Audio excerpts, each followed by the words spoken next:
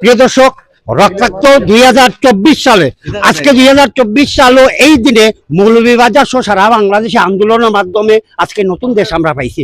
যে এখানেও আন্দোলনে অনেকেই আসলা, বিশেষ করে মৌলভীবাজারে যেসব ঘটনা ঘটছে সেই দিনের দুই একটা স্মৃতির কথা আমরা জানবো, এবং যারা আহত হয়েছেন তারা কথা তাই কইবা। দুই একটা কথা জানার লাগে আমরা বিশেষ করে মৌলভীবাজারের জেলা যুব দলের সভাপতি ও বাংলাদেশ যুবদলের সহসভাপতি জাকির হোসেন উজ্জ্বলের সাথে কথা বলবো। ধন্যবাদ আপনাদের পাইয়ে আমরা খুব খুশি যে একটু সেই 2 বছর আগে ভয়ঙ্কর দিনের সেই দিনের কথা যদি স্মৃতি মনে করে দুইটা কথা আমরা খুব আনন্দিত আজকের এই দিনে। এটা আসলে আমরা একটা বিভীষিকাময় সময় পার করিয়েছি আমরা। সারা বাংলাদেশের যারা আমরা সরকারের বিরুদ্ধে আন্দোলন করছি, দল মত নির্বিশেষে যারা সরকারের বিরুদ্ধে যারা আমরা অবস্থান নিচ্ছিলাম, গণতন্ত্রের পক্ষে যারা আমরা অবস্থান নিচ্ছিলাম, আমরা একটা বিভীষিকার সময় পার করছি। বিশেষ করে আমি ধন্যবাদ জানাই সাধারণ ছাত্রছাত্রী, তারা আগাইয়ে আইছিল, তারা বৈষম্যের বিরুদ্ধে একটা আন্দোলন শুরু হয়েছিল বাংলাদেশে। এই আন্দোলনটা পরবর্তীতে গণ আন্দোলনের রূপ নেয়। সারা বাংলাদেশের মানুষ এই আন্দোলনে শরিক হয়। আমরা দলগতভাবে আমরা শরিক হয়েছি, যুবদল, ছাত্রদল, বিএনপি সব জায়গায়। আপনারা জানেন আমরা যুবদলের 78 জন মানুষ সারা বাংলাদেশে মারা গেছে এই 24 ঘটনা বলে। মৌলভীবাজার অসংখ্য নেতাকর্মী আহত হয়েছে, এটা আপনারা জেলও গেছে, আপনারা দেখছেন, আপনারা নিজেরাও সাক্ষী আসলা। 24 তারিখের একটা ঘটনা, 60 তারিখের একটা ঘটনা আমার মনে আছে। আমরা যখন সোমনাথ মনোহরকা যারা প্রতিহত করা চাইছিল সাধারণ ছাত্রছাত্রীরা, ছাত্রীরা যখন প্রতিহত করছে, সম্মিলিতভাবে আমরা সব মানে এখানে বিএনপি আসলা, যুবদল আসলা, ছাত্রদল আসলা, আরও অনেকেই আছে, সাধারণ মানুষ আছে। প্রতিহতের মুখে তখন আমি ব্যক্তিগতভাবে সোমনাথ আইসে হওয়ার পরে একটা ঘটনা আমি আপনারা কই। আমি যখন সোমনাথ আইয়া আমি জাস্ট ফাড়াটা মারছি, তখন পুলিশের চতুর্দিক থেকে আক্রমণ শুরু করছে।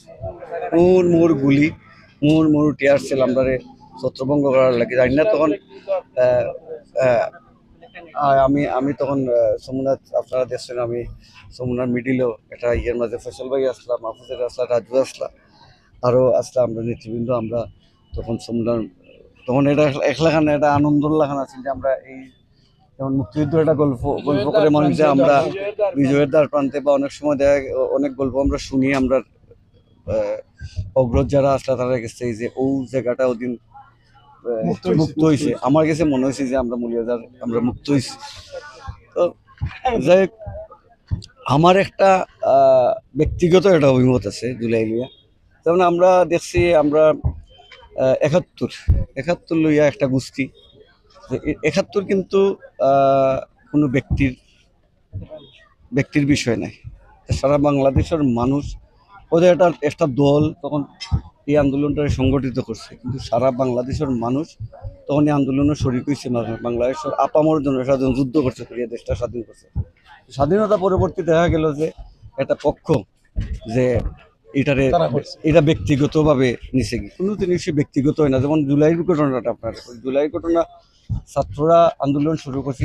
এই আন্দোলনে যদি আপনার সাধারণ মানুষ শরিক না হইতো, সাধারণ জনগণ যদি সম্পৃক্ত না হইতো, আমি দেখছি ঢাকা সারা বাংলাদেশে মানে মারা বাচ্চারা লিয়ে মাঠে নামছে, গার্জিয়ানরা বাচ্চারা লিয়ে মাঠে নামছে। মানুষ কতটুক আবেগ আপ্লুত আছে, কতটুক মানুষ যে স্বাধীনতার একটা বা মানুষ একটা এই সিচুয়েশনটা মুক্ত হলে মানুষ কতটুক যে আছিল, এটা বোঝা কিছু ও সময়টা।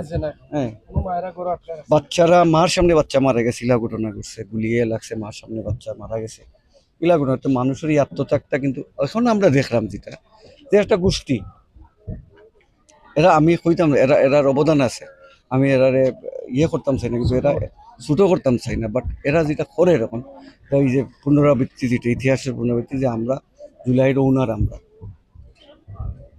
এটা কোনোভাবেই কেউ ব্যক্তিগতভাবে নিতে পারে না। আমরা নেতা তারেক রহমান সাহেব এটা সম্মিলিত, এটা সারা বাংলাদেশের মানুষের অর্জন।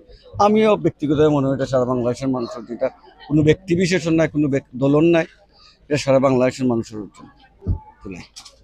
ঠিক আছে, ধন্যবাদ ধন্যবাদ জাকির হোসেন উজ্জ্বল ভাইকে।